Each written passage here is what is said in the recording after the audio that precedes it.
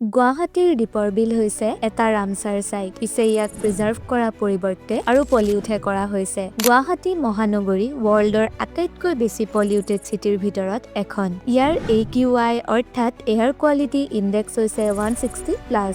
আনহাতে দীপৰ বিল যাক 2002ত এটা ৰামচাৰ সাইটৰ স্বীকৃতি দিয়া হৈছিল। কিন্তু আজিৰ দিনত চাৰিওপিনৰ পৰা এনেদৰে জাবৰে আৱৰি থকা এখন বিলতহে পৰিণত হৈছে। এই কাৰণৰ ফলত ইয়াৰ ৱাটাৰ ৰিজাৰ্ভ কেপাচিটি 30% কমি যোৱাৰ লগতে সাইজো সৰু হৈ গৈ আছে।